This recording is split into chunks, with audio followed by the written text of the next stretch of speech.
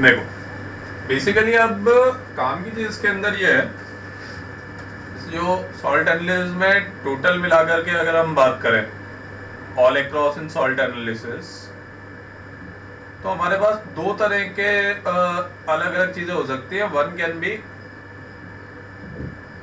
Acidic radicals and second shall be basic radicals, right ना। जो identification के लिए हमें बेसिकली लैब में वो तो एक कोई भी एक सॉल्ट मिक्सचर टाइप दे देगा, तो वो हमसे कहेगा कि आप आइडेंटिफाई कीजिए एसिडिक रेडिकल मतलब क्या होता है, एनायन,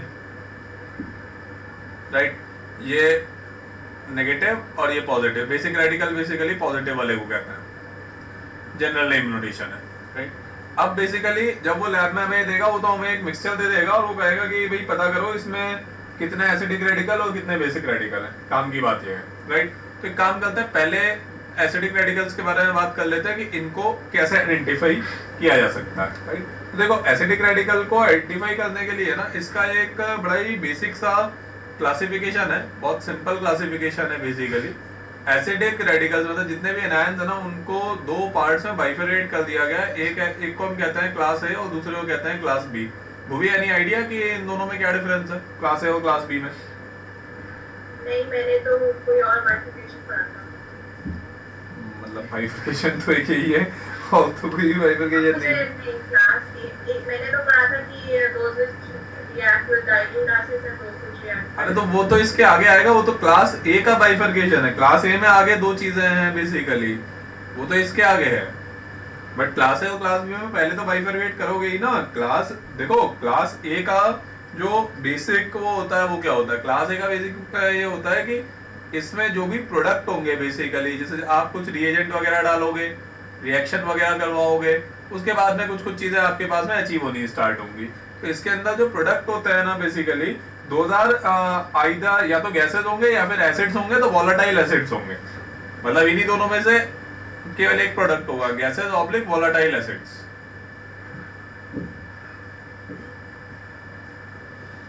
और इसके अंदर प्रेसिपिटेट्स बनेंगे, प्रेसिपिटेट्स प्रेसिपिटेट्स होंगे, कुछ कुछ रेडॉक्स रिएक्शंस होंगी,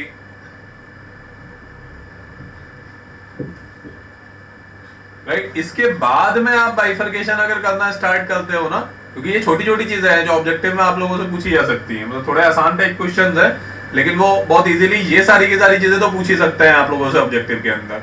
अच्छा, दूसरा फिर ये जो क्लास ए है ना, क्लास ए को आगे बेसिकली दो पार्ट्स के अंदर बाइफरकेट किया गया है। अब देखो क्लास ए को दो पार्ट्स में बाइफरकेट किया गया है, तो एक है ग्रुप 1 और दूसरा आप मान लो ग्रुप 2।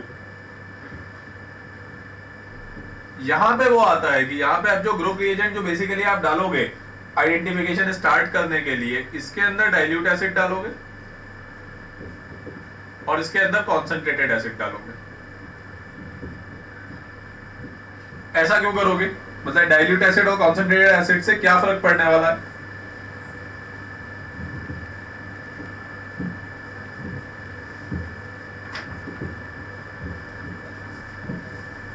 क्या फर्क पड़ेगा कि डाइल्यूट एसिड डालूं या कॉन्सेंट्रेटेड एसिड डालूं?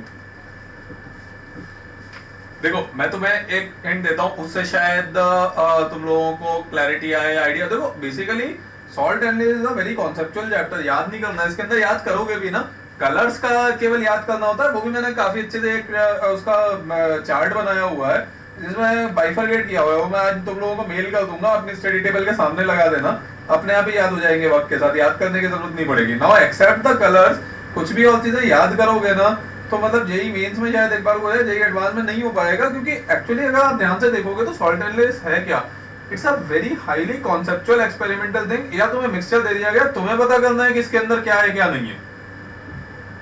आप समझ रहे हो, अगर प्रैक्टिकलिटी उसको विजुअलाइज करोगे तो उसमें तो याद करके एक्चुअली कुछ भी नहीं हो सकता, उसमें तो आपको लॉजिक ही लगाना है। मतलब आप एक तरीके से आप लैब में जा रहे हो and you are working on the possibilities, right ना। तो उसके अंदर तो आपको बहुत ही ध्यान से एक बार लॉजिक लगाओ, थोड़ा सा भी अगर आपका लॉजिक डेविएट हुआ तो वैसे ही सॉल्ट आइडेंटिफाई नहीं होने वाला है, कुछ तो अजीब सा एक नई चीज क्रिएट हो जाएगी उसके अंदर। हाँ, अच्छा देखो ग्रुप 1 में कौन कौन सा है मैं वो आपको बताता हूँ, उससे आपको शायद थोड़ा सा आइडिया होगा। ग्रुप 1 के अंदर जैसे कार्बोनेट आ जाएगा, बाइकार्बोनेट आ जाएगा, SO3 इसका एक पूरा स्लाइड ही है, मैं आपको दिखा देता हूँ। मतलब ये वाले भी मैं आपको स्कैन करके बाद में भेज दूंगा। ये वाले सारे के सारे, ये ग्रुप 1 है पूरा का पूरा। ये लिखे हुआ है ना, carbonate, SO3 2- sulphide, nitrite, acetate, S2O3 2 negative, ये सारे के सारे ग्रुप 1 के अंदर आते हैं जो इस समय आपके सामने लिखे हुए हैं। ग्रुप 2 की भी मैंने पूरी एक सेपरेट स्लाइड बना के मैं ग्रुप 2 का भी आपको दिखा देता हूँ कि कौन सा है। ये देखिए, ग्रुप 2 इज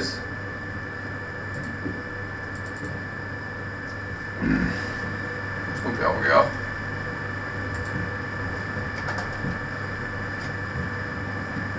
ये ग्रुप 2 वाले हैं, chloride, bromide, nitrate, borate, all these belong to group 2। इसके अंदर वैसे ये नहीं होगा, ये बोरेट वगैरह मैंने साथ में लिख दिया। आप ये मान लो क्लोराइड, ब्रोमाइड, आयोडाइड और नाइट्रेट, ये जो बोरेट और ये फ्लोराइड वगैरह है या इधर फॉस्फेट है ना, ये सारे के सारे क्लास बी में आते हैं। क्लास ए के क्लासिफिकेशन थे ना ग्रुप 1 ग्रुप 2, तो याद आया। तो मतलब ये बेसिकली यहाँ पे एक बाउंड्री लाइन लगा देता हूं मैं आप लोगों के अंडरस्टैंडिंग के लिए, यहां तक। इसके ऊपर वाला जो पार्ट है, मतलब ये जहां एस्टेरिक लगा रहा हूं वो क्लास बी में है, ये क्लास बी का है, ये क्लास बी का है, ये भी क्लास बी का है। इस शीट के अंदर अगर तुम ध्यान से ऑब्जर्व करोगे ना, एक बड़ी काम की चीज है, मैंने इसमें से प्रोडक्ट्स हटा रखे हैं। इसके आंसर शीट भी है, वो भी मैं तुम्हें मेल कर दूंगा। हम लोग ये बनाएंगे ना प्रोडक्ट्स की, बेसिकली क्या पॉसिबल प्रोडक्ट बन सकते हैं, राइट ना, अपने आप बनने स्टार्ट हो जाएंगे अभी थोड़े टाइम के बाद में। हाँ, तो अभी हम लोग उस टाइम पे बात कर रहे थे कि बेसिकली इससे क्या निकल करके आने वाला है कि बेसिकली कुछ एक, जैसे मैंने आप लोगों के सामने रख दिया, बता देता हूँ इनको, ये तो स्लाइड में ऑलरेडी है ही ना, तो यहाँ लिखने की जरूरत नहीं है। तो इसका ऑब्जेक्टिव क्या है, बेसिकली कुछ एक डाइल्यूट एसिड के साथ में जाएंगे, मतलब जो ग्रुप रिएजेंट होगा वो डाइल्यूट एसिड होगा, और कुछ एक के अंदर डाइल्यूट, मतलब कॉन्सेंट्रेटेड एसिड देखो वही वाला है जिसके अंदर एक्चुअली डाइल्यूट एसिड काम नहीं कर रहा है, अगर आप मुझसे एग्जैक्टली पूछोगे तो। तो बेसिकली ऐसी कौन सी जगह हो सकती है, तुम लोग खुद ही सोचो, जहाँ पे डाइल्यूट एसिड काम करना बंद कर देगा। क्यों काम करना बंद कर देगा? What is the difference between this dilute acid and concentrated acid? दोनों में डिफरेंस क्या है?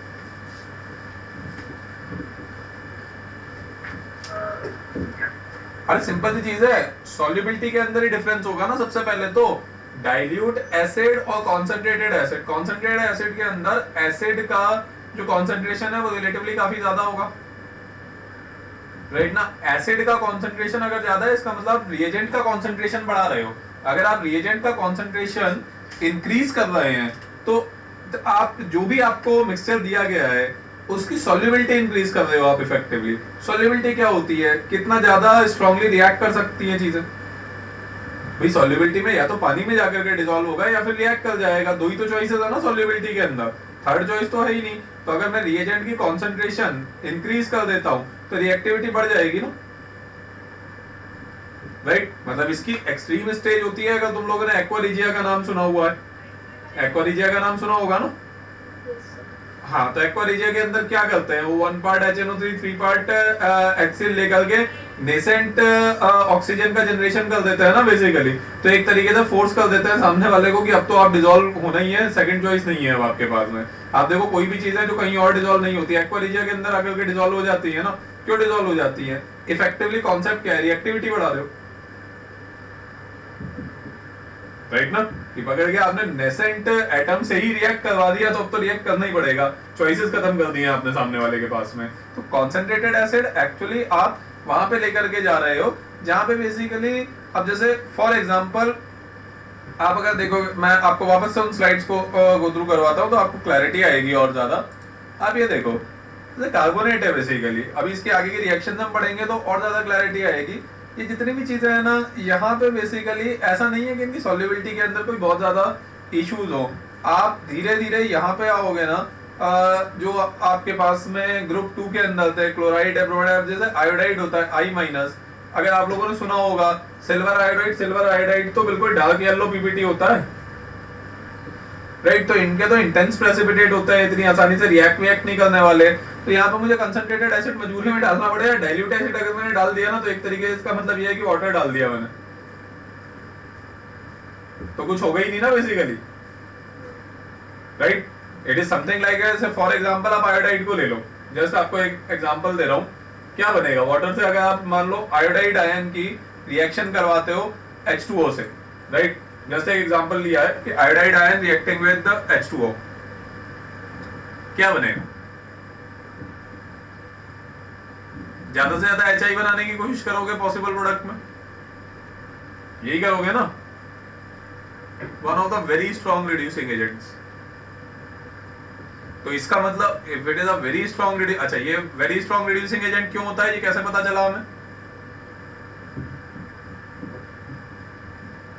मतलब मैं कह रहा हूं आरए नहीं, it's a very strong RA, ये कैसे पता चला मुझे?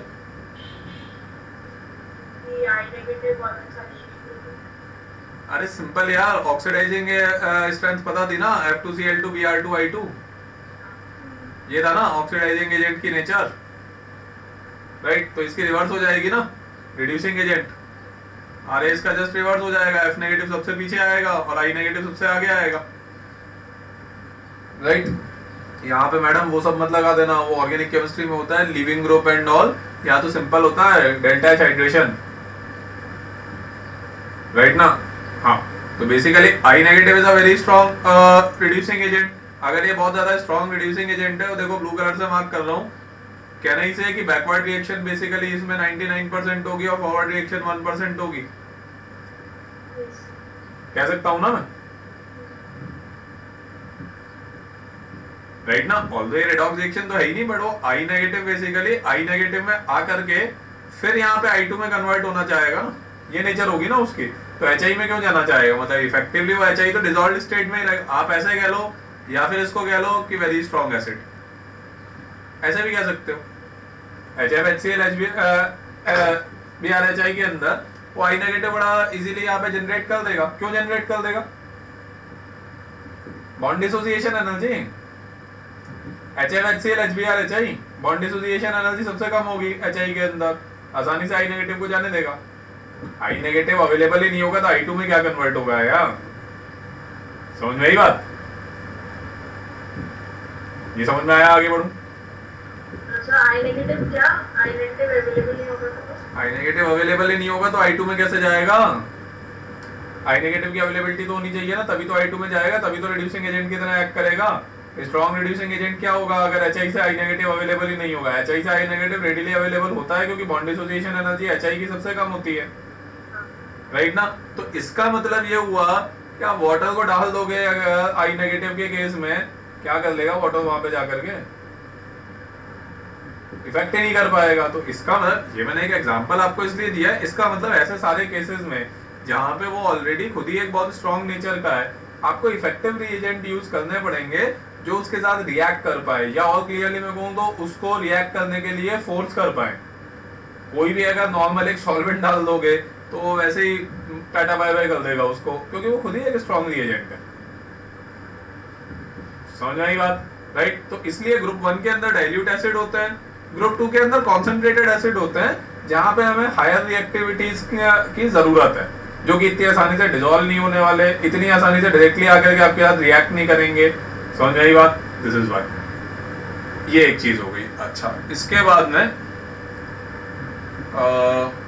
स्क्रॉल नहीं होता क्या इसके अंदर, तो मैं रिसाइज कर देता हूँ। मैंने एंटर नहीं किया सॉल्ट एनालिसिस में, मैं थोड़ा सा एंटर करता हूँ इसमें। ये क्या हो गया, इसको अजीब कर दिया मैंने। हाँ, अब ठीक है, वो तो मैं अपलोड कर दूंगा, तो आप लोग नोट डाउन जो भी करना है बाद में कर लेना, है ना। वैसे मैं स्कैन चीजें भी भिजवा दूंगा आप लोगों को।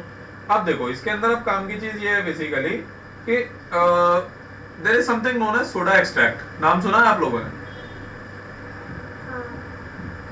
बहुत इंटरेस्टिंग चीज है। आधे से ज्यादा लोग सॉल्ट एनालिसिस के स्टार्टिंग में इसको छोड़ देते हैं, जो कि मुझे आज भी बहुत ऑकवर्ड लगता है कि इसको कैसे छोड़ सकते हो। सुना है इसका नाम?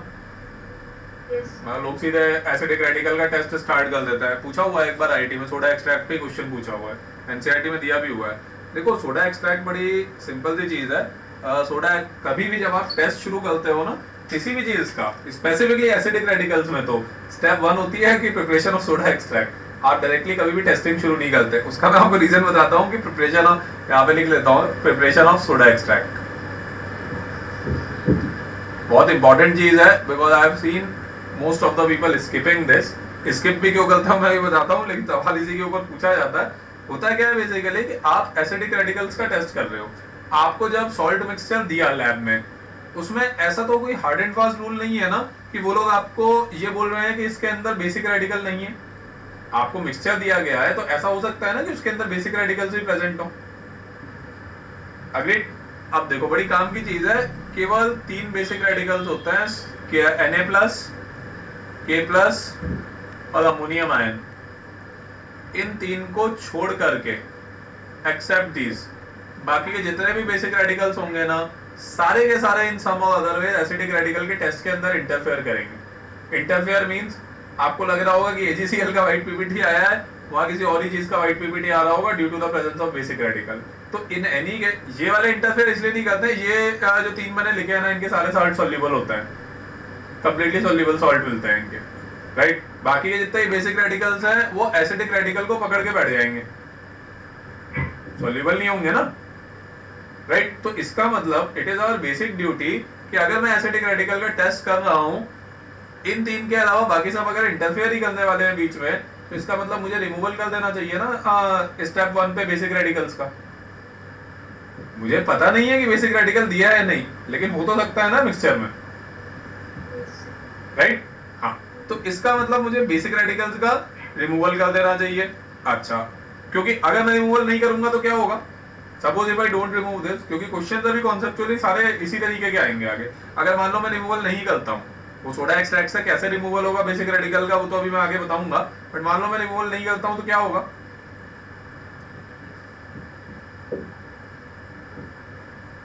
अरे एसिडिक रेडिकल को पकड़ के प्रेसिपिटेट फॉर्म करके बैठ जाएंगे ना, आप एसिडिक रेडिकल टेस्ट ही नहीं कर पाओगे। एसिडिक रेडिकल टेस्ट तो तभी करोगे जब वो बेचारा फ्री हो, राइट ना। आयन की फॉर्म में सॉल्युबल हो ना, सॉल्यूशन के अंदर जो भी आप बना रहे हो सॉल्वेंट डाल करके, वो होगा ही नहीं फ्री।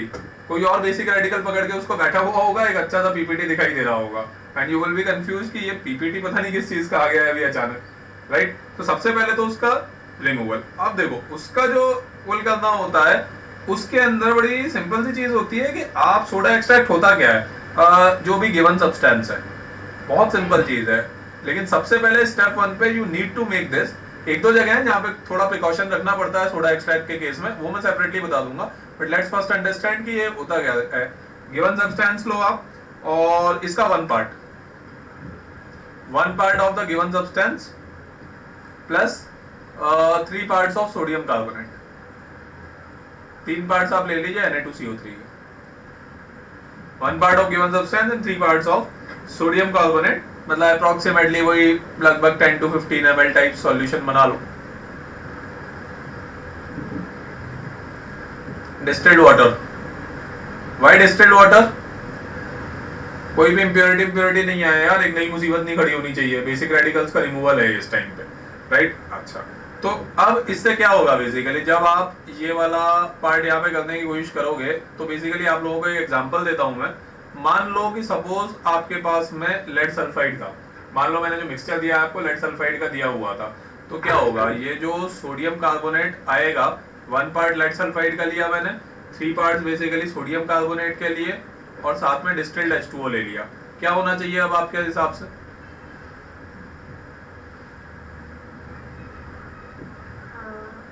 पीपी के जगह Na आ जाएगा। हाँ जी, पीपी के जगह Na आ जाएगा। हाँ, मतलब बनेगा क्या, सबसे पहले तो लेड कार्बोनेट एक व्हाइट पीपीटी होता है,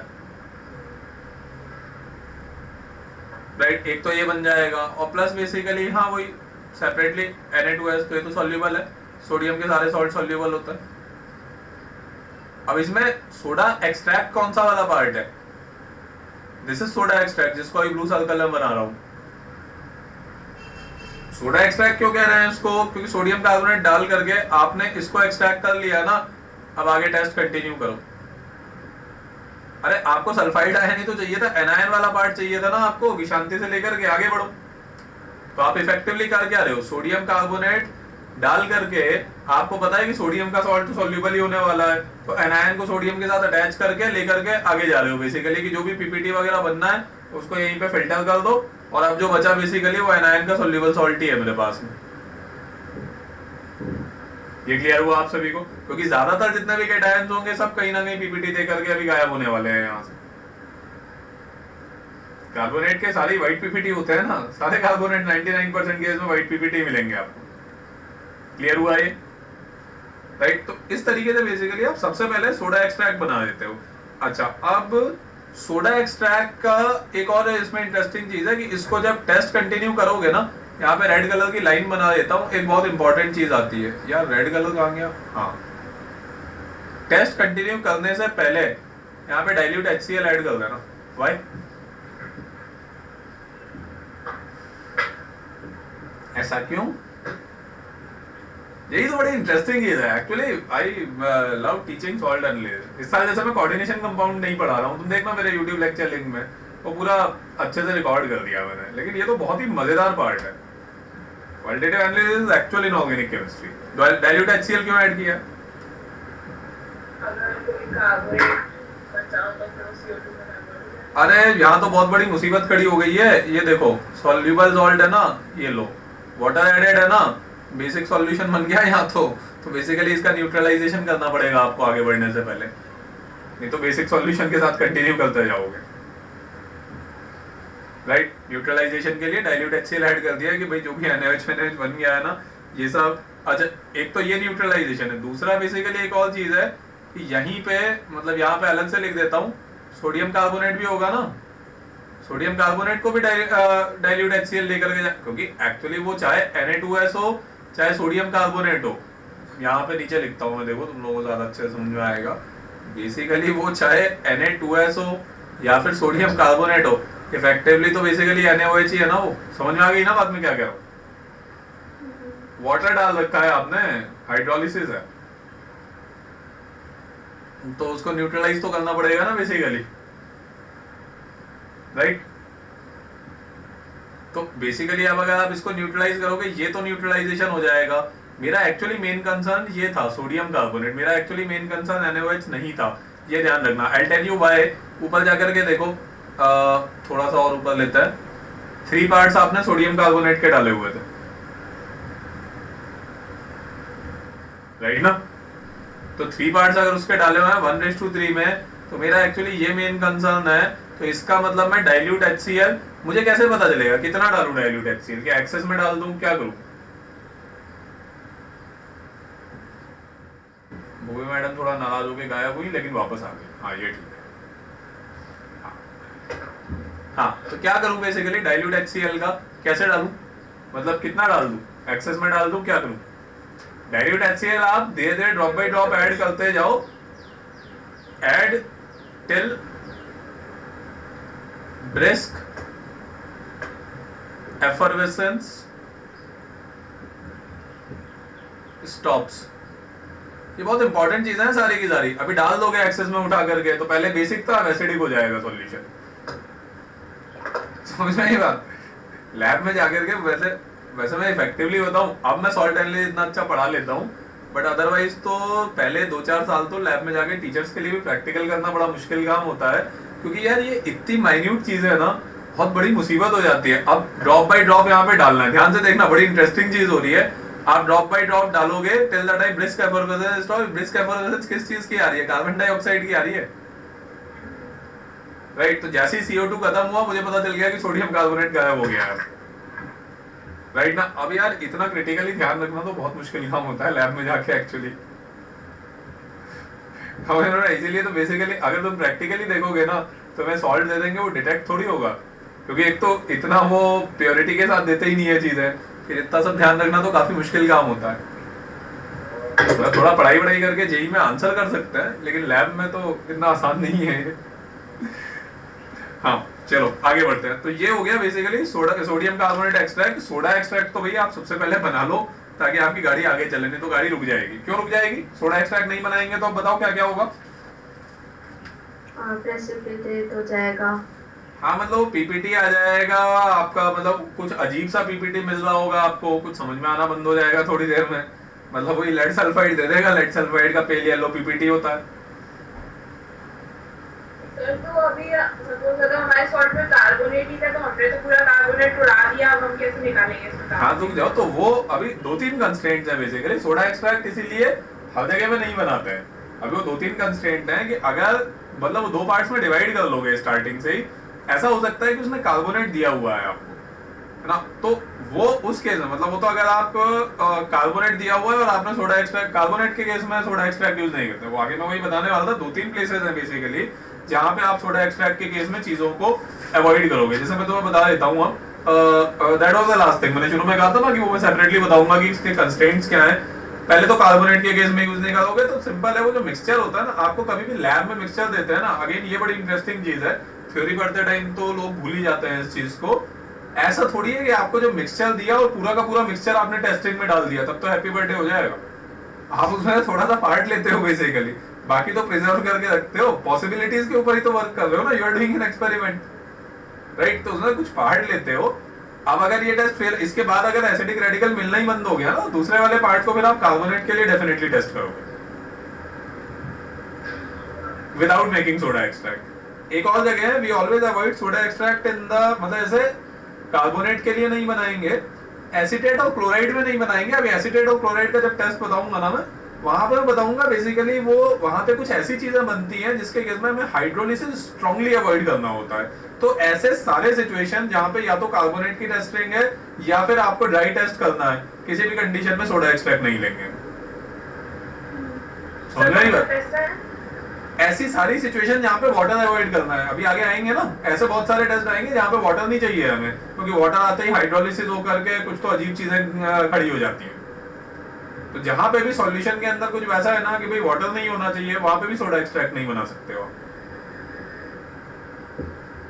राइट। तो स्टार्ट में 2 पार्ट में मिक्सचर को हम लोग डिवाइड कर देंगे, एक सोडा एक्सट्रैक्ट के थ्रू आगे कैरी ओवर कर लेंगे और दूसरे पार्ट में कार्बोनेट की टेस्टिंग तो करेंगे ही, और उन सारे एनायंस की भी टेस्टिंग करेंगे जहां पे ये वाटर को अवॉइड करना होता है, राइट। ओके, ठीक है। अब हम लोग थोड़ा सा वापस आते हैं अपनी एक वो जो स्लाइड है उसके ऊपर। ये देखो, ये वाले थे ना हमारे सारे के सारे ग्रुप 1। तो देखो ग्रुप 1 के अंदर मैंने क्या किया हुआ है कि बेसिकली वो यहाँ पे पीछे की साइड मैंने बनाया नहीं है, लो अभी बना देता हूँ। ये लो, काम की बात यह है कि यहाँ से आ जाएगा डाइल्यूट HCl डाला है, मतलब यहाँ पे सॉल्ट मिक्सचर है और डाइल्यूट एसिड मैंने डाल दिया। तो बेसिकली कौन कौन से केस में क्या क्या आउटकम्स आने स्टार्ट होंगे वो बताया गया। अब देखो बेसिकली मैं मैजेंटा कलर से लिख रहा हूँ, इसकी पूरी स्टोरी ये जो मैंने अभी यहाँ पे बना रखा है ना, ये एक सिंगल पेज में अभी अपन इसको डिस्कस करेंगे। इसके 12-15 पेज हैं, डिटेल में मेरे पास लिखे हुए हैं, तुम्हारे रेफरेंस के लिए स्कैन करके मैं मेल करवा दूंगा आप लोगों को। लेकिन आपको काम इसी तरीके से करना है, क्योंकि बहुत ज्यादा स्ट्रेच करके ना कोई फायदा नहीं होता। 1 और 2 क्या चीज है? Preliminary test, confirmatory test, right. Reagent डाला, पहले ऐसा कुछ आया तो बहुत खुशी की बात है, अगर नहीं आया तो फिर आगे कंफर्मेटरी टेस्ट, मतलब अगर कंफर्मेटरी टेस्ट की जरूरत है तो करेंगे, नहीं तो आगे नेक्स्ट स्टेप पे बढ़ेंगे, राइट। तो अब काम की बात यह है कि यहाँ पे अगर मान लो कि डाइल्यूट HCl डाला गया, तो डाइल्यूट अगर HCl या डाइल्यूट एसिड कोई भी डाला गया तो कार्बोनेट के केस में CO2 की ब्रिस्क एफलोरेसेंस आ जाएगी, राइट। सल्फर डाइऑक्साइड आती है, पंजेंट स्मेल होती है SO2 की। उसके बाद में H2S रॉटन एक्स स्मेल हो जाती है, राइट। इसके बाद में अपना कौन सा आया, NO2 माइनस, NO2 बोलो क्या होता है यार, तुम्हें याद ही नहीं? NO2 minus. अरे तो NO2 का क्या होगा, मतलब प्रिलिमिनरी टेस्ट में कुछ तो पता चलना चाहिए ना मुझे, नहीं तो मेरी गाड़ी आगे कैसे बढ़ेगी? ब्राउन या हाँ, ब्राउन फ्यूम्स,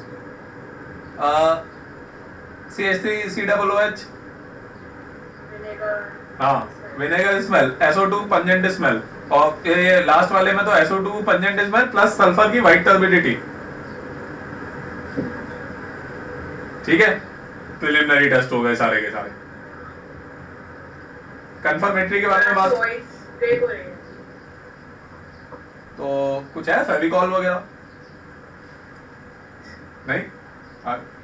फेविकॉल का मजबूत जोड़ नहीं? अरे आज डैडी वोट डालने गए? आज डैडी वोट डालने गए थे?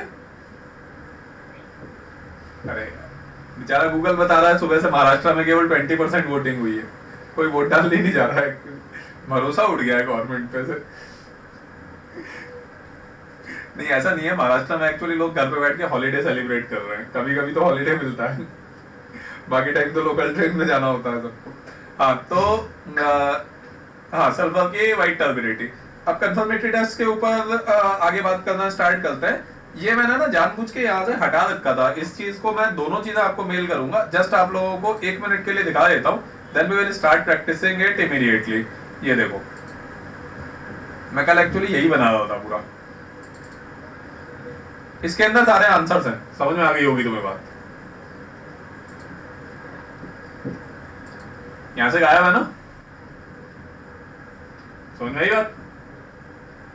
दो है विद आंसर विदाउट आंसर, तो मैं आपको दोनों मेल कर दूंगा ना, इसको देख करके एक बार रफ कॉपी में लिखा करो प्रोडक्ट और फिर देख लिया करो आंसर क्या आ रहा है, तो सारे के सारे एक साथ हो जाएंगे, ठीक है ना। हाँ अब देखो, तो calcium hydroxide barium, calcium hydroxide barium hydroxide, नाम क्या है इनका? कैल्शियम हाइड्रोक्साइड का नाम क्या है?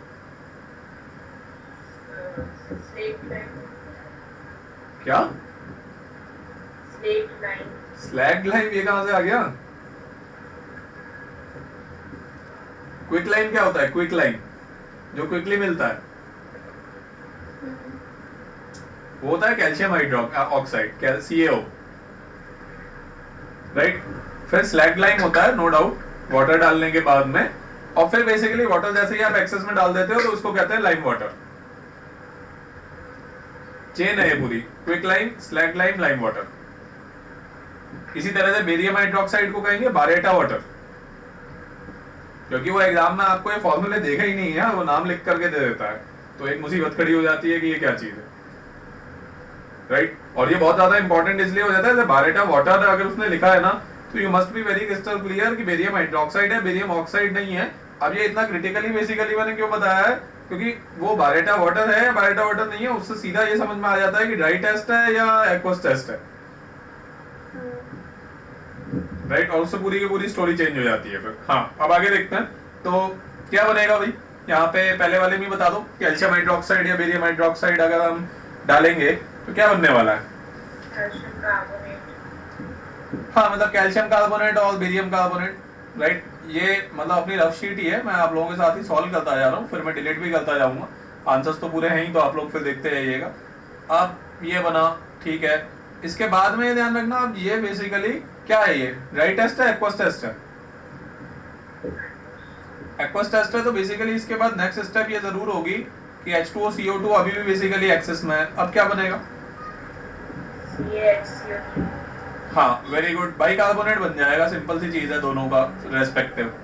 अब ये मैंने क्यों बनाया है, इंटरेस्टिंग चीज ये आती है, ये PPT होता है और ये सॉल्युबल होता है, सारे बाइकार्बोनेट सॉल्युबल होता है, all bicarbonates are soluble in water, मतलब फर्स्ट है सेकंड है ग्रुप के, राइट। तो इसका मतलब अगर ब्रिस्क एफर्वेसेंस पहले आई और उसके बाद में पहले पीपीटी बना, और वो पीपीटी अगर डिसॉल्व हो जाता है वापस सॉल्यूशन में कुछ टाइम के बाद में, तो कार्बोनेट का कंफर्मेटरी टेस्ट आ जाता है। अग्रीड? ठीक है, चलो ये बातचीत समझ में आ गई। अब इसके बाद में एक बड़ी टेस्टिंग, अच्छा ये पीपीटी कैसा होता है? व्हाइट होता है, मतलब पता होगा तुम लोगों को, इसलिए मैंने लिखा नहीं है, व्हाइट ऑब्लिक मिल्की,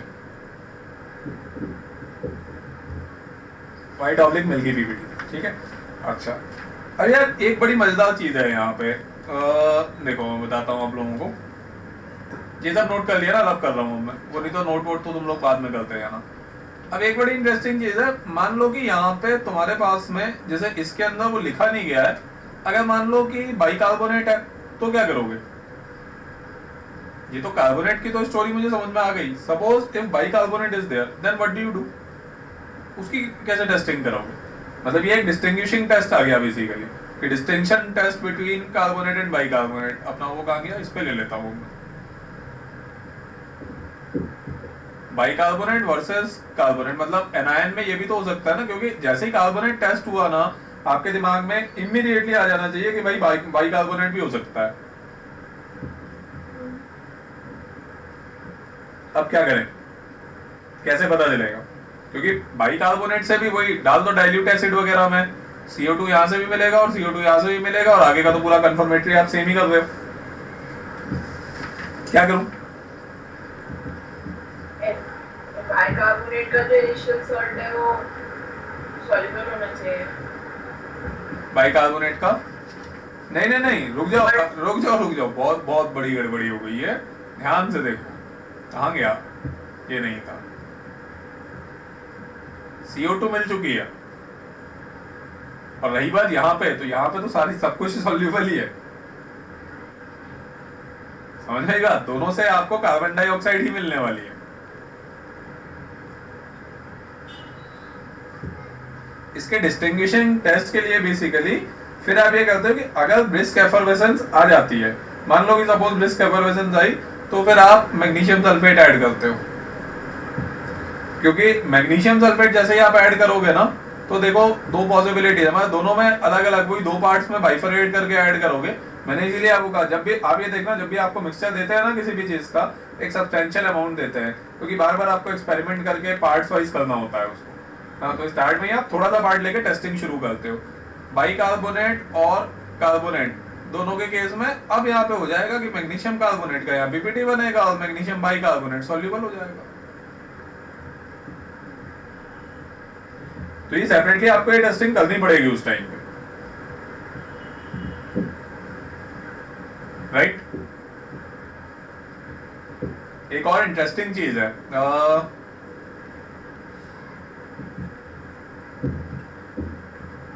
चलो मैं वैसे ही बता देता हूँ क्वेश्चन की फॉर्म में, तो फिर आएगा तुम लोगों के पास में ऑन, ये कई बार आप लोगों के सामने ये स्टेटमेंट आएगा, ऑन स्टैंडिंग ऑब्लिक हीटिंग क्या बनेगा? बोलो।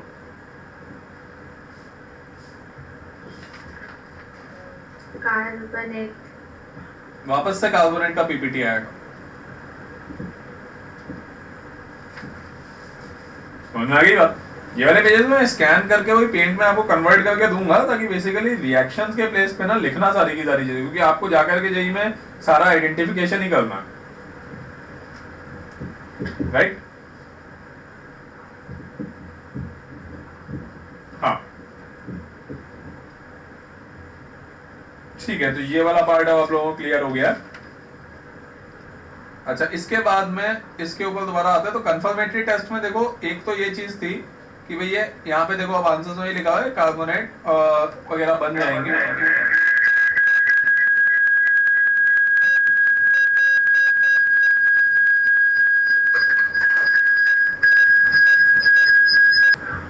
ठीक है, हाँ तो चलो अब आगे काम की बात करते हैं फटाफट। Let's speed up little bit more now. हाँ अच्छा, यहाँ पे कंफर्मेटरी टेस्ट इसका कार्बोनेट का एक ही दिया हुआ है बेसिकली। इसका यहाँ पे मैं जस्ट आप लोगों को बता देता हूँ, एक और कंफर्मेटरी टेस्ट होता है, वो भी बड़ा इंटरेस्टिंग टेस्ट है। वो यहाँ पे एक्चुअली इस चार्ट में मैं देना भूल गया था। इसके अंदर ऐसा होता है कि आप AgNO3 ऐड कर दीजिए, मतलब AgNO3 यहाँ पे ऐड नहीं होगा, मैं ये भी बता देता हूँ कहाँ पे ऐड होगा। बट ये मतलब काम की चीज ये है कि this is a confirmatory test. एक बार आपको अगर ब्रिस्क एफर्वेसेंस बेसिकली मिल जाती है, तो उसके बाद में आप इस चीज को करेंगे। अपना वाला जो डैशबोर्ड है ना, यहाँ पे लिख देता हूँ मैं, मतलब ये एक सेपरेट कंफर्मेटरी टेस्ट है। कार्बोनेट आयन को लीजिए और AgNO3 का एडिशन कर दीजिए, बोलो क्या बनेगा। बड़ा इंटरेस्टिंग टेस्ट है, क्योंकि ये फर्स्ट आंसर तो मैं बता देता हूँ, बेसिकली Ag2CO3 का व्हाइट पीपीटी आएगा। इसके आगे कुछ होगा?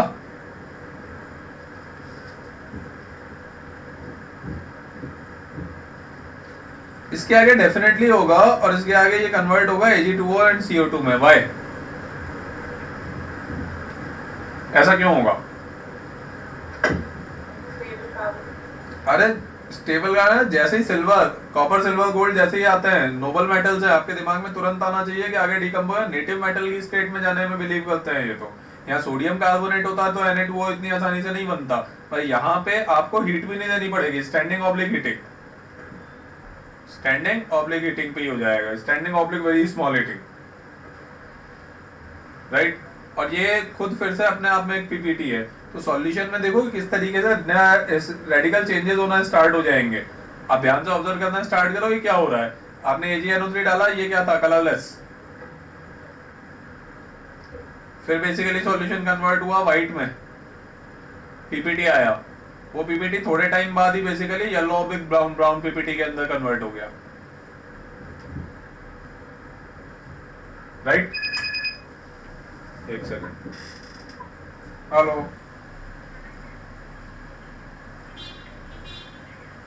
अरे यार एक मिनट, मैं लेक्चर ले रहा हूँ, डिस्टर्ब नहीं हो सकता हूँ। हाँ,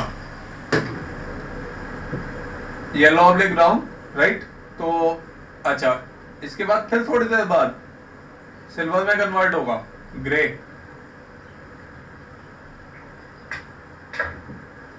राइट, तो कंटिन्यूअस चेंजेस ऑब्जर्व होंगे इसके अंदर, ये समझ में आया? यस। एक और इंटरेस्टिंग चीज होगी, आपने डाइल्यूट एसिड तो ऑलरेडी डाला ही हुआ है ना, तो बेसिकली जैसे यहाँ पे डाइल्यूट एसिड वैसिड इसको मिलना स्टार्ट होगा, स्पेसिफिकली अगर यहाँ पे आप डाइल्यूट HNO3 डाल देते हो, अगर नहीं डालते तब तो अगर कोई दिक्कत वाली बात ही नहीं है, AgNH3 होल ट्वाइस पॉजिटिव बन जाएगा।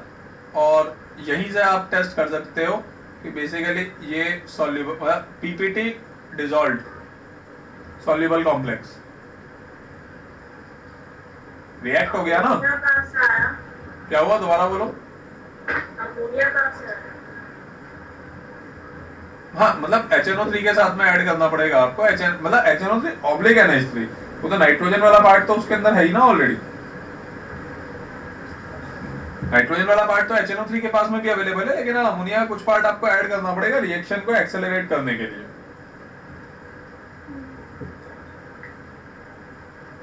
इसके अंदर एक बहुत इंपॉर्टेंट है, मतलब ये भी बाहर से एडिशन हुआ है, मैं रेड कलर ले लेता हूँ एक मिनट, ये दोनों बेसिकली बाहर से ही एडिशन हो रहे हैं, नो डाउट। इसके अंदर एक बड़ी इंटरेस्टिंग चीज है कि जैसे ही अमोनिया का आप इसमें डिसोल्यूशन करोगे ना, मतलब ये जो रिएक्शन थी, आप ऐसे देखो कि इस रिएक्शन को मैं थोड़ा सा राइट में ले रहा हूँ, I could have done this reaction directly by this also, कि Ag2CO3 है और सीधे सीधे मैं अगर अमोनिया का एडिशन कर देता हूँ, तब भी तो वही कॉम्प्लेक्स बनने वाला है, AgNH3 होल ट्वाइस पॉजिटिव, नहीं बनने वाला है। तो HNO3 डालने की क्या जरूरत है?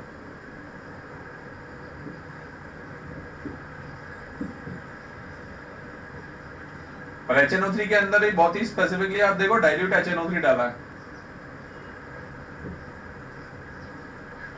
यहाँ पे एक बहुत हैवी रिस्क होता है बेसिकली, अगर डाइल्यूट HNO3 नहीं डालते हैं तो Ag3N बनने के बहुत हाई चांसेस होते हैं, सिल्वर नाइट्रेट, जो कि एक एक्सप्लोजिव होता है बेसिकली। तो यहाँ पे रिएक्शन एक्सप्लोड कर सकती है आपकी, इसलिए आप काफी डाइल्यूट एनवायरनमेंट में HNO3 वगैरह साथ में लेकर के चलते हो।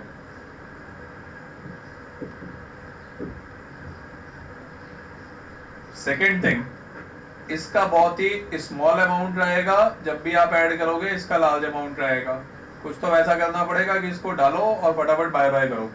थर्ड थिंग, इससे केवल आपको स्मॉल रिएक्शन करे कॉम्प्लेक्स बनाना है, HNO3 जैसे डालते हो ना, ये सीधा इसको NH4NO3 में सबसे पहले कन्वर्ट कर देगा। जैसे NH4NO3 के अंदर कन्वर्ट करेगा, ये इसका तो डिकम्पोजिशन होता है, सीधे सीधे डिकम्पोज ऑफ हो जाता है।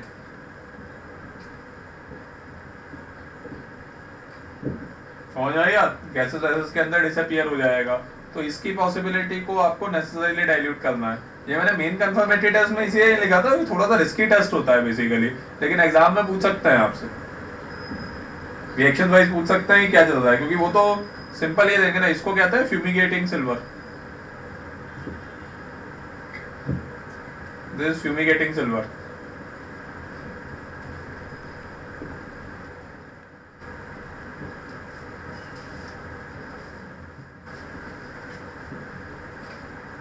लैब में नॉर्मल स्कूल के लैब में भी अगर AbCl वगैरह का पीपीटी आता है तो हम NH4OH डाल के उसको अगर वो डिसॉल्व हो रहा है तो क्लोराइड कन्फर्म हो जाता है, तो उसमें NH4OH डालने में भी कुछ ऐसा NH4OH डाल, नहीं उसमें कोई दिक्कत नहीं है, आप डाइल्यूट HNO3 डालो या NH4OH डालो, बात बराबर ही तो है। ये डाइल्यूट HNO3 क्या कर रहा है, इसको एक्वस में कन्वर्ट कर रहा है ना, NH4OH is aqueous form of ammonia.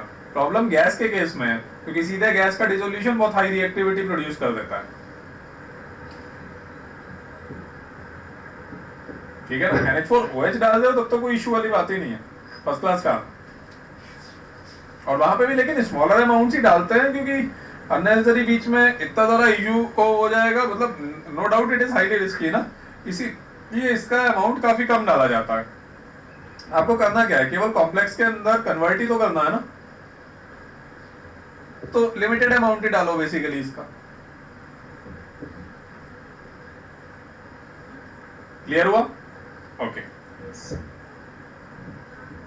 अब काम और कीजिए, ये है बेसिकली किधर गया, ये रहा। हाँ, इसी तरीके से अब बेसिकली नेक्स्ट बातचीत करता है ये सल्फर डाइऑक्साइड के मामले में। तो सल्फर डाइऑक्साइड वाला पार्ट है। अब इसमें ठीक है, ये भी फिर से अब एक डिस्टिंग्विशिंग टेस्ट हो जाएगा, क्योंकि बेसिकली क्या होता है सल्फर डाइऑक्साइड में, देखो एक इंटरेस्टिंग चीज है, मैंने लाइम वाटर टेस्ट क्यों नहीं लिया SO2 के आने के बाद में, क्योंकि वो भी मिल्की प्रोड्यूस कर देगा इसको। कैल्शियम सल्फाइड भी मिल्की पीपीटी होता है और कैल्शियम कार्बोनेट भी मिल्की पीपीटी होता है। मैंने इसलिए कन्फर्मेटरी टेस्ट में Cr2O7 2- लिया है। Cr2O7 2- लेने की क्या यूटिलिटी है?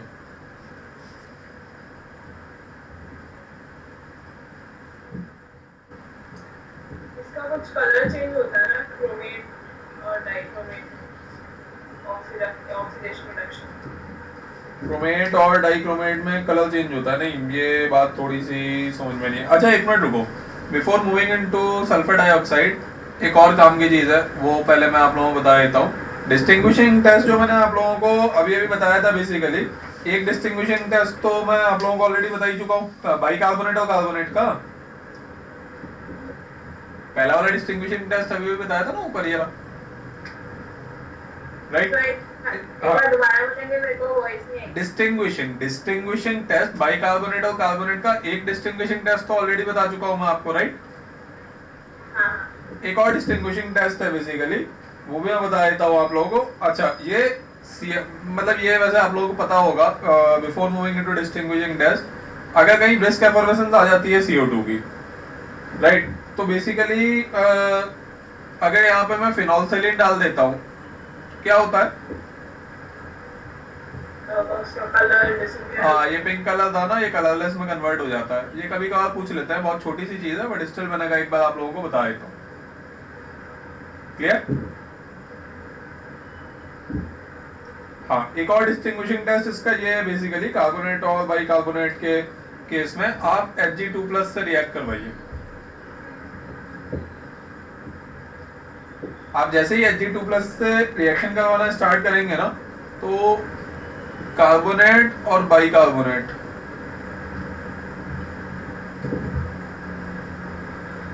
इसके अंदर कुछ तो ऐसा होता है कि यहाँ पे एक पीपीटी बनेगा, यहाँ पे कोई पीपीटी नहीं बनेगा। ये बेसिकली एक तो एडिशन कंपाउंड होता है यहाँ पे, this is one of the addition compounds.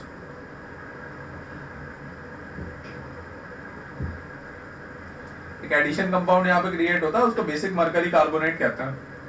Formula वगैरह तो मैं ये भेजूंगा तो आप लोगों को मिल जाएगा, Hg4O3CO3 इस टाइप का होता है, उसका एक रेडिश ब्राउन पीपीटी बनता है यहाँ।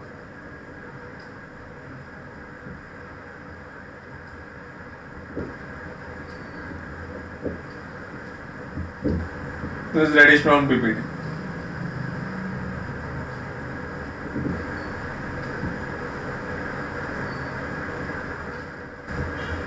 क्लियर?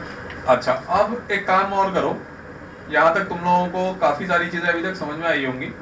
एक बड़ी छोटी सी रिएक्शन दे रहा हूँ, फिल कर दो जरा, तुम लोगों को थोड़ा उसके अंदर और क्लैरिटी भी आ जाएगी, तुम लोगों को सॉल्व करने में मजा भी आएगा।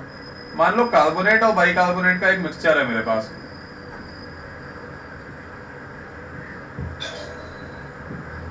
we have a mixture of carbonate and bicarbonate, ठीक है। इसके अंदर मान लो मैंने कैल्शियम 2+ डाला, जो भी यहाँ पे A बना, राइट। मतलब बेसिकली ये कार्बोनेट कॉमा बाइकार्बोनेट नहीं होना है, ऑब्लिक बाइकार्बोनेट, मतलब एक मिक्सचर है, उसमें मुझे वही टेस्ट करना है कि कार्बोनेट है कि बाइकार्बोनेट है या दोनों ही नहीं है, राइट। कुछ बना A, अब बेसिकली इसके बाद में फिल्टर ऑफ पीपीटी, पीपीटी को मैंने फिल्टर ऑफ कर दिया है, ठीक है। उसके बाद में ऐड अमोनिया, अमोनिया का मैंने एडिशन कर दिया है, राइट। अब इसके अंदर आप मान लीजिए, चलो मैं पहले इसके बाद में बी बना। अब मैं आपको इंटरेस्टिंगली ये बता रहा हूँ कि ये भी एक पीपीटी है और ये भी एक पीपीटी है, तो आपको मुझे बताना है ए और बी क्या है और मिक्सचर के अंदर क्या है, कार्बोनेट है या बाइकार्बोनेट है या दोनों है, क्या स्टोरी है।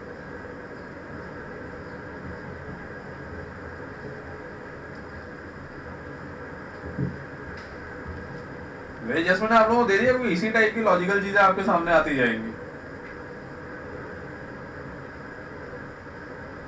और बहुत सिंपल है, ऐसा कोई डिफिकल्ट नहीं है ये जो मैंने आपको दिया, काफी सिंपल है।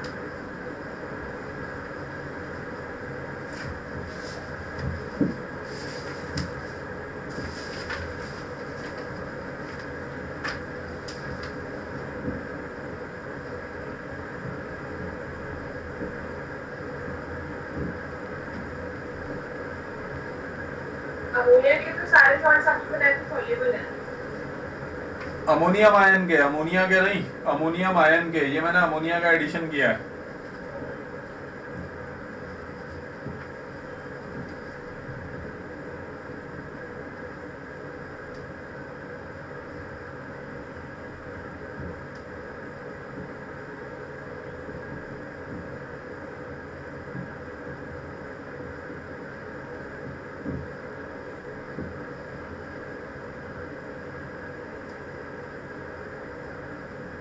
कॉम्प्लेक्स फॉर्मेशन है।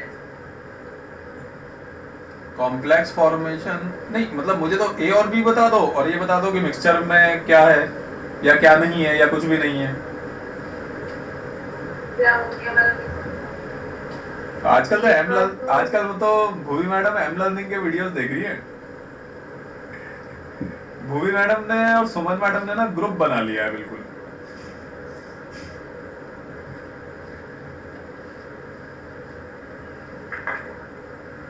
मेरे को बाहर निकाल दिया है ग्रुप से।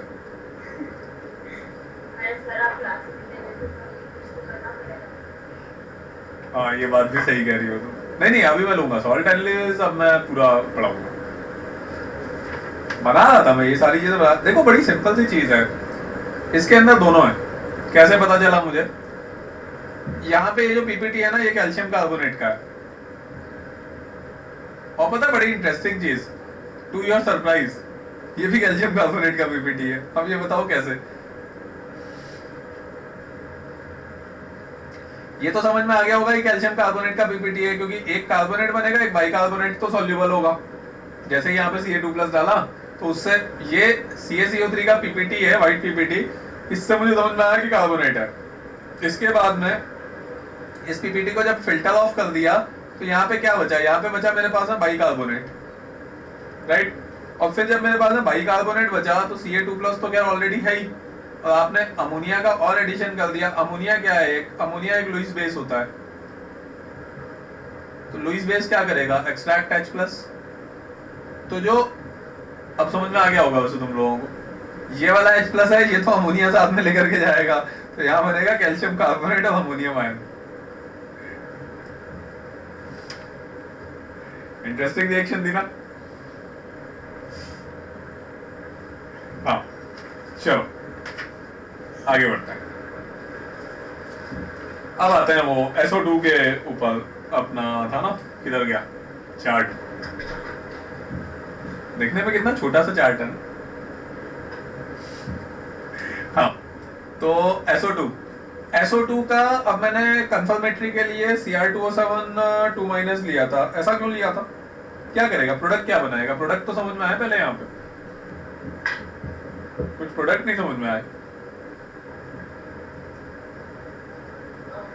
3 रिएक्शंस हैं, एक पोटेशियम डाइक्रोमेट वाली है, एक पोटेशियम परमैंगनेट की है और एक KiO3 की है। पहले तो प्रिलिमिनरी लेवल में मुझे प्रोडक्ट समझ में आए, उसके बाद बाकी की स्टोरी के बारे में आगे बातचीत होगी कि क्या चल रहा है। अभी तो प्रोडक्ट भी नहीं समझ में आया।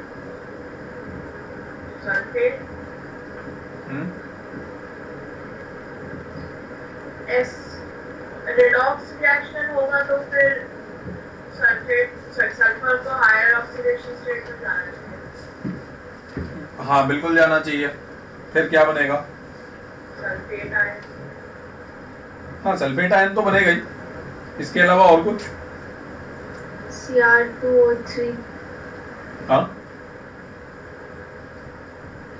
चलो मैं तुम्हें और हिंट भी देता हूँ। बेसिकली ये ग्रीन कलर है जो भी प्रोडक्ट है, इसके बाद में ये कलरलेस है यहाँ पे नेक्स्ट वाला, और लास्ट वाला तो क्या ब्लू है ही, काफी फेमस है वो तो मेरे टाइप का। हाँ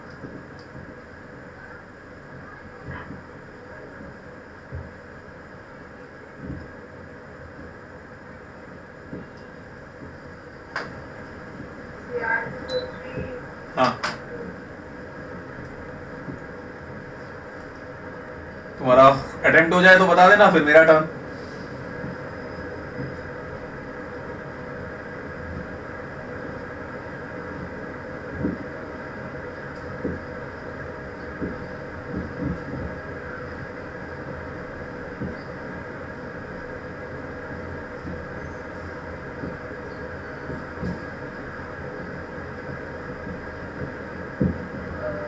मैंने तो लिखा है कि XO2 प्लस Cr2O7 नेगेटिव मिलके sulphate ion plus sodium ion और प्लस MnO4 मिलके Mn2 प्लस का सल्फेट और प्लस AiO3 मिलके Y2 में फिल्टर स्टार्च।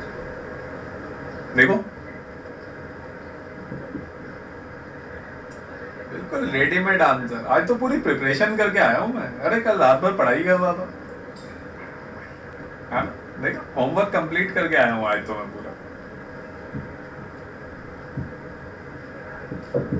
क्रोमियम भी तो चेंज होगा ना, क्रोमियम यहाँ पे +6 में था ना बेसिकली।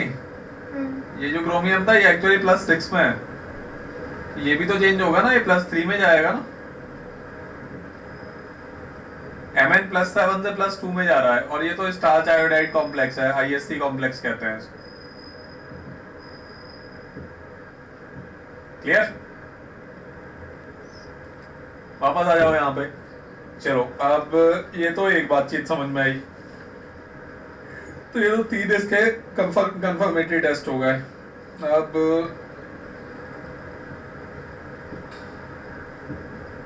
हाँ तो अब इंटरेस्टिंग चीज ये है, मैंने यहाँ लाइम वाटर टेस्ट तो नहीं लिया, ये बात समझ में आती है मेरे को। पोटेशियम डाइक्रोमेट वाला टेस्ट ऊपर क्यों नहीं ले सकता हूँ मैं? कार्बन सेकंड पीरियड कार्बन में तो ज्यादा ऑक्सीडाइज। कार्बन सेकंड पीरियड में तो अरे ज्यादा क्या ऑक्सीडेशन हो गई नहीं, कार्बन +4 में ऑलरेडी मैडम। तो यूजलेस है ना। ऊपर ऑक्सीडाइजिंग एजेंट्स, नीचे ऑक्सीडाइजिंग एजेंट लिए हैं क्योंकि इसका ऑक्सीडेशन होगा, ऊपर ऑक्सीडाइजिंग एजेंट नहीं लिए हैं क्योंकि ऊपर ऑक्सीडेशन नहीं हो सकता है। क्लियर हुआ?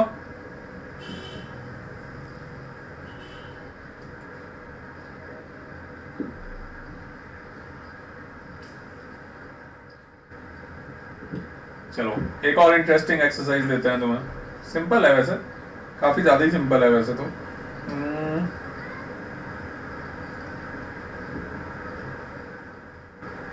सल्फाइड आयन था SO3 2-, इसका सोडा एक्सट्रैक्ट लिया गया, राइट। इसके सोडा एक्सट्रैक्ट में बेरियम क्लोराइड डाला गया, BaCl2। A बना, A is a white PPT।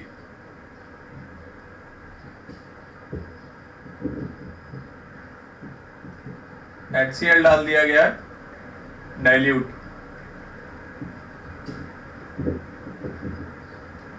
PPT dissolve.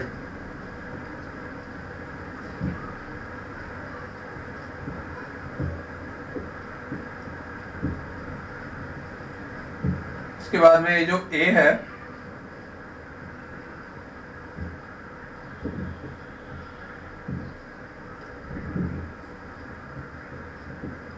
ए अगर O2 से रिएक्ट करेगा तो आप बताने वाले हैं कि क्या होगा।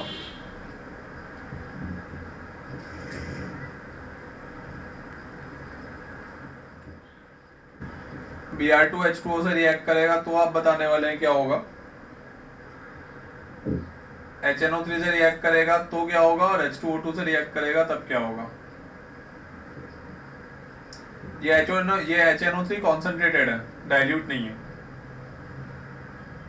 बताओ फटाफट।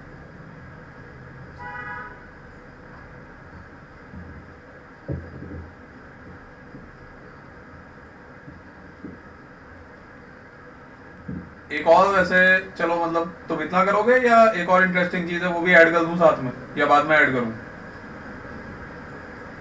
बाद में। चलो बाद में ऐड। सर ए वाला BaSO3, हाँ ये तो बेरियम सल्फाइड का वाइट पीपीटी है। फिर PPT डिसॉल्व होने पे बेरियम क्लोराइड बन जाएगा। BaHSO3। बेरियम क्लोराइड बनेगा, BaHSO3 की जरूरत ही नहीं है। अरे ये कार्बोनेट के स्टेबल पीपीटी होता है, सल्फाइड्स के कभी भी स्टेबल पीपीटी नहीं होता है। हाँ ठीक है। हाँ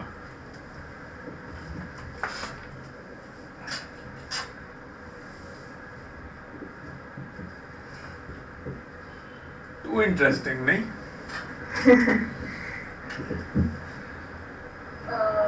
स्ट्रॉन्ग HNO3 या फिर और H2O2 डालने पे तो अगर ऑक्सीडेशन होगा तो बेरियम सल्फेट बन सकता है।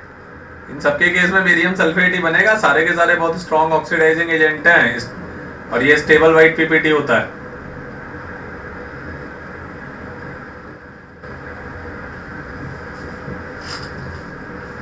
एक और कंफर्मेटरी टेस्ट की तरह यूज कर सकते हो, बेरियम क्लोराइड डाल दो और उसके आगे स्ट्रॉन्ग ऑक्सीडाइजिंग एजेंट डाल दो, अगर स्टेबल वाइट पीपीटी बन गया तो बहुत खुशी की बात है, राइट। लेकिन डिस्टिंग्विशिंग टेस्ट नहीं होगा, ये ध्यान रखना।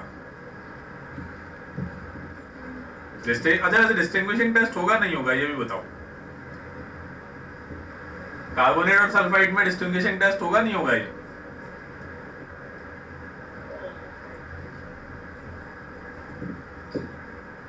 होगा। वो ऑक्सीडाइज होगा ना, और ज्यादा ऑक्सीडाइज भी नहीं होगा, वो इसकी नीचे वाली स्टेज की तो जरूरत ही नहीं पड़ेगी। यहाँ पे पीपीटी डिसॉल्व भी नहीं होने वाला है नेक्स्ट स्टेज पे। बेरियम कार्बोनेट होगा ना बेसिकली, तो मतलब आगे कैसा डिसॉल्व होगा। कैल्शियम बाइकार्बोनेट बन जाता है, बेरियम बाइकार्बोनेट तो हाईली अनस्टेबल होगा, तो वो डिकम्पोज ऑफ हो जाएगा। और दूसरा नीचे आकर के वो आगे तो कुछ होगा ही नहीं। मतलब देखो, मतलब इंटरेस्टिंग चीज ये है कि अगर मान लो CO3 2- होता तो बेरियम कार्बोनेट होता। बेरियम कार्बोनेट खुद ही अपने आप में एक स्टेबल वाइट पीपीटी तो है ही,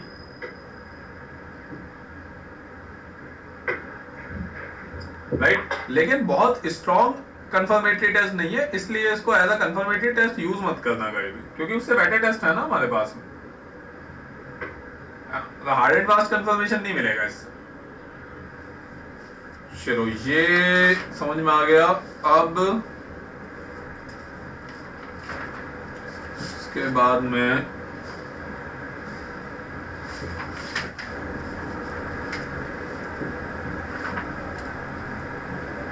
वापस आता है ना अपना वो जो चार्ट था उसके ऊपर।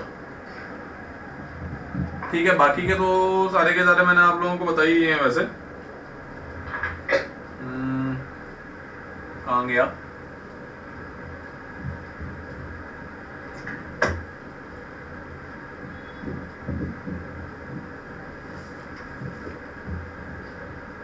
कुछ इंटरेस्टिंग जो चीजें हैं वो बताता हूँ मैं आप लोगों को। यहाँ पे लिखता हूँ के साथ में कुछ इंटरेस्टिंग चीजें हैं बेसिकली। पेज चेंज कर रहा हूँ यार मैं, छोटा पड़ गया है।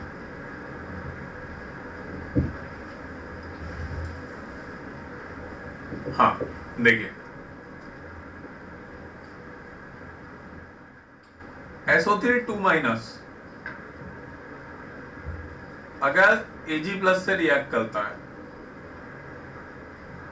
सिल्वर प्लस, क्या बनेगा वैसे? इंटरेस्टिंग है, देखो एग्जाम में क्या क्वेश्चन इसी तरीके से लपकते हैं। आप देखो, पहले A बना, फिर वो कहेगा कि और Ag+ डालो, तो अब वो कहेगा कि B बना, और B के लिए वो बता रहा है कि B इज अ PPT। फिर इसके बाद में वो कह रहा है कि इसमें आप अब और SO3 एक्सेस में ऐड कर दो, तो वो कह रहा है कि यहाँ पे PPT डिसॉल्व, और उसमें बेसिकली अगर वो बाई चांस आपको ये दे देगा ना, मतलब which is more likely to happen, वो कहेगा C, मतलब C को भी आइडेंटिफाई करवा देगा पकड़ के कि क्या बना है, और यहाँ पे कहेगा कि PPT डिसॉल्व।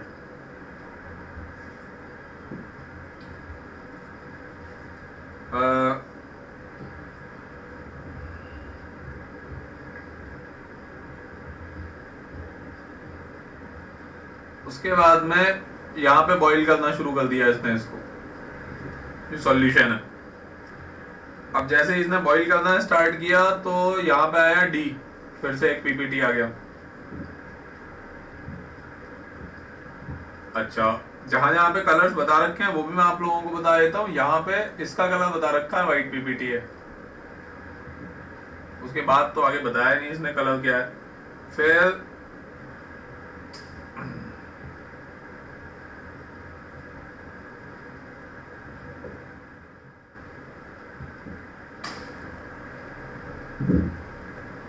तुम लोग आइडेंटिफाई करते जाओ बेसिकली कहां पे क्या बन रहा है।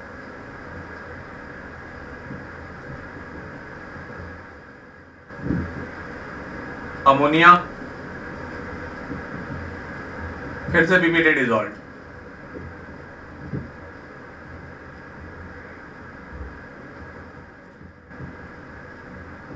E बन गया है। आइडेंटिफाई ABCD, कैसा लगा, पसंद आया? A और C सेम है। A और C सेम है, A और C हाँ सेम हो तो सकता है। ठीक है चलो थोड़ा आसान कर देते हैं, ये लो वापस A बन गया। अब पता नहीं आसान हुआ कि मुश्किल हुआ।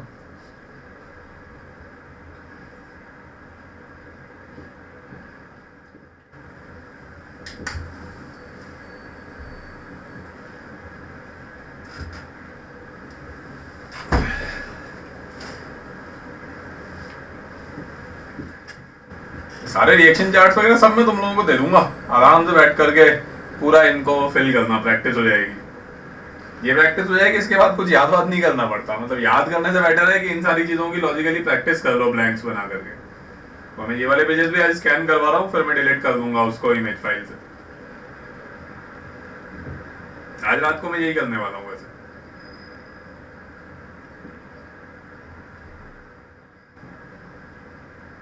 हाँ कुछ बना?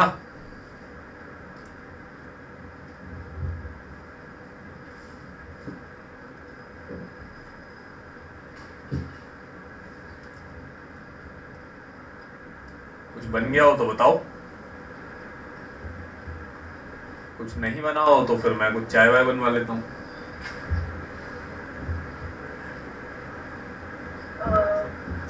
मैंने तो ये किया SO3 to negative plus Ag plus gives Ag to SO3।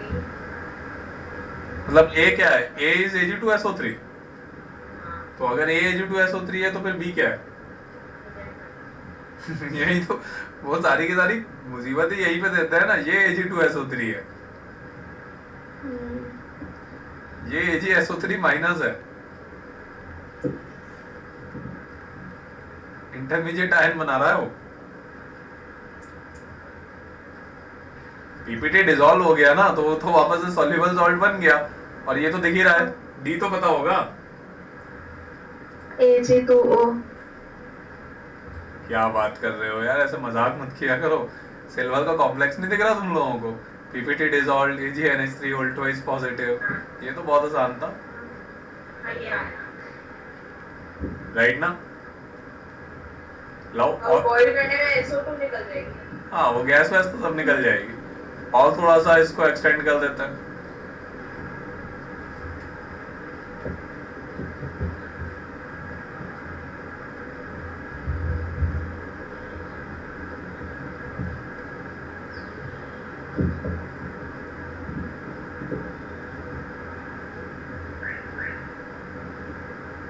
F क्या है?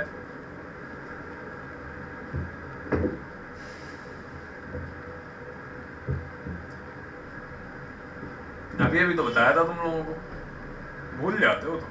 चलो कोई बात नहीं।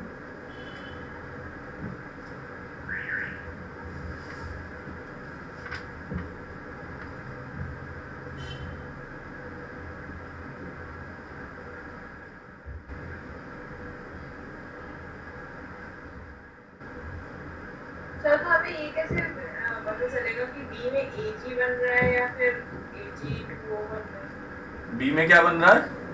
डी में हाँ, सिर्फ एजी बन रहा है या फिर एजी का oxide? Obviously silver oxide basically ammonia से रिएक्ट करके कॉम्प्लेक्स कैसे बना देगा, उसके बीच में तो फिर एक और स्टेज आएगी, standing oblique heating, right? This is one. Second is silver का ज्यादा बेटर पीपीटी होगा ना, Ag2 होगा क्या, कोई खास पीपीटी थोड़ी होगा, लेकिन कोई बहुत इंटरेस्टिंग पीपीटी थोड़ी होने वाला है।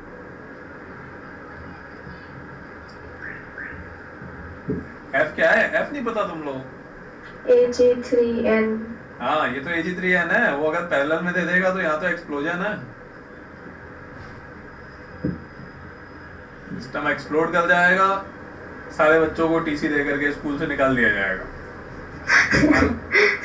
और क्या, केमिस्ट्री लैब में शैतानी करते हैं आकर के। केमिस्ट्री लैब से याद आया, भूमि तुम्हारे स्कूल में केमिस्ट्री लैब में कैसे अलाउ करते होंगे बच्चों को? तुम्हारे स्कूल के बच्चे तो अरे वो ज़ारा है ना, हाँ, वो कुछ तो लाफिंग गैस बनाना था कैमरा। अच्छा सही है। अरे क्या करते हैं, जबरदस्ती HCl बॉईल करते हैं, पूरी लैब में क्लोरीन फैल जाती है। सोडियम जलाते रहेंगे, पता क्या क्या करते हैं। सोडियम से तो यार वो, सिंक पे सोडियम फेंक देंगे। अरे यार ये बहुत हाईली डेंजरस है, ये बेवकूफी वाली बात है। सोडियम वोडियम से तो मतलब अगर कभी कोई इंसिडेंट हो गया तो बहुत सीरियस एक्सीडेंट होता है, तो सीधा एक्सप्लोड करता है यार। उस मामले में तो फिर उन लोगों से या तो दूर रहा करो या उनको बोला करो, भैया जब तुम लैब में जाओगे हम लोग, सोडियम तो हाईली डेंजरस है यार। मैं तो दूर रहती हूँ। हाँ, नहीं क्योंकि प्रॉब्लम क्या होती है ना सोडियम में, थोड़ा सा भी अगर थिक पीस हुआ ना, जैसे मान लो फेंक दिया किसी बच्चे की साइड में, पानी वानी थोड़ा बहुत तो रहता ही है बेसिकली, तो एक तो जब वो एक्सप्लोड करता है ना, सीधा बेसिकली पीसेस उसके स्कैटर होकर के सराउंडिंग्स में जाते हैं, तो वो एक्सप्लोड करके किसी की आंख में चला गया तो उसकी तो लाइफ खराब हो जाएगी। क्योंकि हमारे टाइम पे बेसिकली केमिस्ट्री लैब में केवल एक स्टूडेंट ने सोडियम को टच करके देख रहा था जब केरोसिन में वो रखा हुआ था, उसको तुरंत लैब से परमानेंटली सस्पेंड कर दिया था हमारे फैकल्टी मेंबर ने, क्योंकि सोडियम से जो चीज एक्सीडेंट्स होते हैं वो अननेसेसरी हेडेक खड़ी कर देते हैं आगे जाकर के। हाँ, नेक्स्ट वाला करते हैं। SO3 2- है, लेड 2+ डाल दिया, A बना which is white PPT.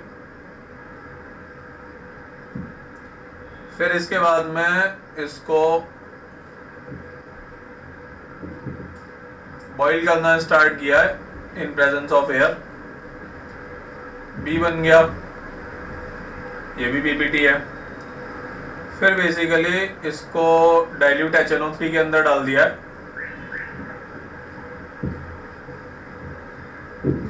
PPT dissolved. ये तो आसान सा है, शायद कर लोगे तुम लोग। बताओ बट अब कैसे होगा?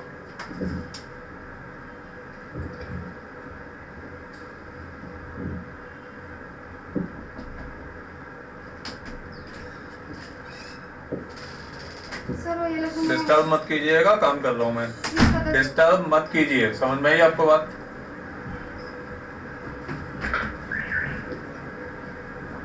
हाँ हुआ।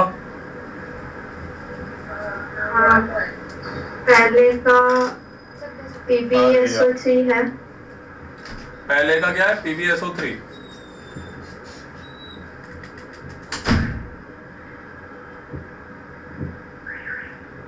फिर हाँ। B का PbS। B PBS तो हो ही नहीं सकता। PBS वो है ना, air is an oxidizing agent, हाँ ठीक है। ऑक्सीडाइज करेगा उसको आगे। तो लेकिन बॉईल करने पे जैसे लास्ट केस में तो हमने SO2 हटा दी थी, तो इसमें TBO नहीं बनता। एयर के साथ बॉईल किया है ना, तो ऑक्सीडेशन नहीं होगा। एयर एयर हाँ PPT डिसॉल्व्ड लेड नाइट्रेट, ठीक है, परफेक्ट है ना। ओके, एक और करो, ये भी बड़ा इंटरेस्टिंग है। ये पता नहीं तुम लोगों को आता है या नहीं आता है। नहीं आता है तो चलो पता चल जाएगा। SO3 2 माइनस है, जिंक ऑब्लिक H2SO4 डाल दिया है। H2SO4 ऑब्वियसली डाइल्यूट ही है, तो क्या होगा या अच्छा यहाँ पे चलो एक और चीज बताता हूँ। ए बना, और ए बनने के बाद में upper arrow means A is a gas, और ये जो ए है, ए को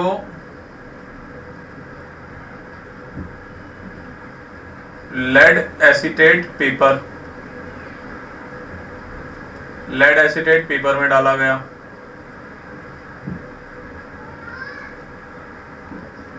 तो यहाँ पे कुछ तो बी बना विच इज अ PPT। ए और बी को आइडेंटिफाई करो।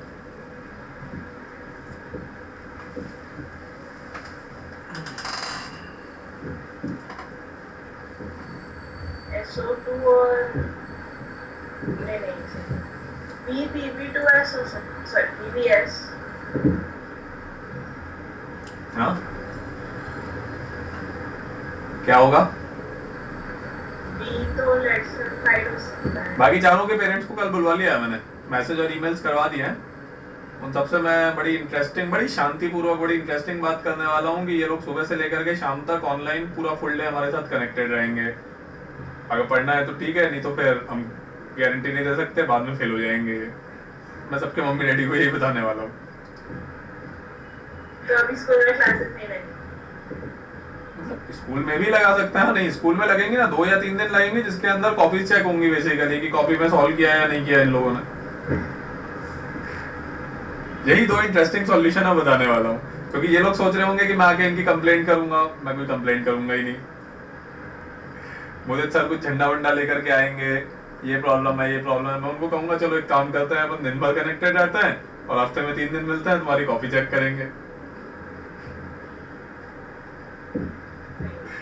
यार वही तो आइडिया तो बड़े किलिंग होते हैं, पर बेचारे परेशान हो जाएंगे यार, कहाँ फंस गए। बेसिकली ये जो रिएजेंट होता है ना, ये पता नहीं तुम लोगों ने सुना है या नहीं। चलो मैं एक और आइडिया देता हूँ आपको। ये जो जिंक है ना, इसको कॉमनली बोला जाता है finally divided zinc. Finally divided zinc कहते हैं इसको। आप कुछ समझ में आया? फाइनली डिवाइडेड जिंक का मतलब पता है? Highly reactive form of the zinc.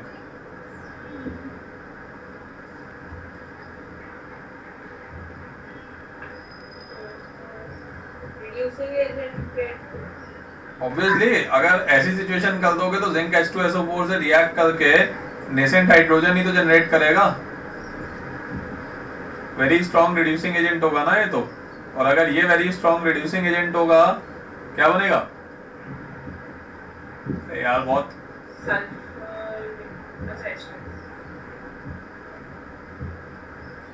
PBS का येलो PPT। PBS ब्लैक होता है, येलो होता है? ब्लैक होता है। PBS ब्लैक होता है।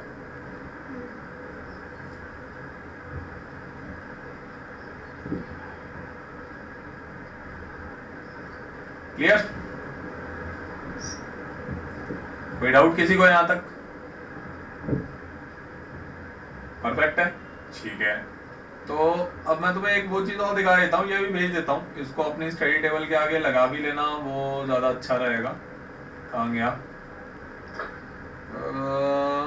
कलर कलर कलर कलर्स कौन हो भाई?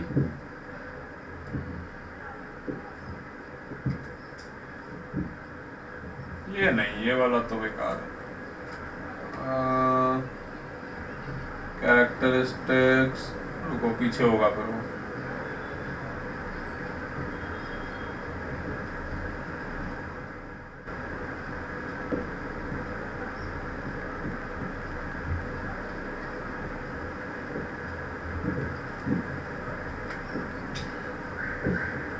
एसिडिक रेडिकल चार्ज, अरे कलर्स वाली कहाँ गई? रुको एक मिनट, कलर्स वाली एक डीपीपी तो हुआ करती थी। हाँ ये रही, इसके नीचे है। इसमें पूरा कैटेगराइज किया हुआ है बेसिकली। इसको तुम लोग अपने स्टडी टेबल के आगे लगा लेना, क्योंकि इसमें ये है कि देखो ज्यादातर जितने सल्फाइड्स होते हैं वो सारे के सारे ब्लैक होते हैं, और जो डिफरेंट है ना वो इधर मिल जाएंगे तुम्हें। कुछ है कि डिफरेंट है, ये रहा आर्सेनिक सल्फाइड, कैडमियम सल्फाइड, ये येलो होता है, SnS BiS2O3 ये ब्राउन होता है, बाकी सारे ब्लैक में मिल जाएंगे तुम्हें। इस तरह का मेजर कैटेगराइजेशन है। ज्यादातर ऑक्साइड भी इधर ब्लैक ब्लैक के अंदर ही मिलेंगे। फिर कुछ कुछ ये निकल के कंपाउंड्स ग्रीन होते हैं, मरकरी के, क्रोमियम के देखो ज्यादातर ग्रीन वाली कैटेगरी में मिल जाएंगे। व्हाइट इधर ज्यादातर स्टोरी मिली जाएगी बेसिकली। ब्लू कलर के बेसिकली इधर डीप ब्लू, बेसिकली जितने भी ये जो होते हैं पर्शियन ब्लू, टर्नबुल्स ब्लू वगैरह जितने भी कॉम्प्लेक्सेस होते हैं वो सारे के सारे मिल जाएंगे। तो एक ब्रॉड आइडिया हो जाया करेगा। अच्छा Sb2S3 ऑरेंज होता है बेसिकली, ये भी आएगा बहुत सारे प्लेसेस पे काम में आने वाला है। मैंगनीज के कंपाउंड पिंक होते हैं, देखो मैंगनीज सल्फाइड, मैंगनीज हाइड्रोक्साइड। इसके बाद गैसेस में जैसे जब भी वो बोलेगा कलरलेस ऑर्डरलेस गैस, तो ये 3 पॉसिबिलिटीज हैं। पंजेंट स्मेल वाली हो गई। कलर्ड गैसेस कौन कौन सी हैं, तो ये अपने स्टडी टेबल के आगे लगा लो, बाकी याद करने की जरूरत नहीं पड़ेगी, धीरे धीरे प्रैक्टिस से अपने आप ही आ जाएगा। समझ में आई बात? तो ये मैं आपको मेल कर देता हूँ। इसके ऊपर वाला इतना कोई खास जरूरी नहीं है, मतलब ये मैं कभी यूज नहीं करता क्योंकि इतनी चीजें याद नहीं रख के आए। चाहो तो लगा लो, कोई प्रॉब्लम वाली बात नहीं है, लेकिन ये ऊपर वाला इतना काम में नहीं आएगा, नीचे वाला काफी काम का है। ठीक है ना, ये मैं आप लोगों को अभी मेल कर देता हूँ। ठीक है, तो ये जितना आज मैंने आप लोगों को पढ़ाया है ये पूरा अच्छे से अभी रिवाइज कर लो, और फिर दोबारा ले लेते हैं लेक्चर। आज रात को ही ले लेते हैं, मॉर्निंग का तो क्योंकि उतना सही नहीं रहेगा, क्योंकि मैं नाइट में काम करूंगा। रात को या तो दोबारा आ जाओ तुम लोग।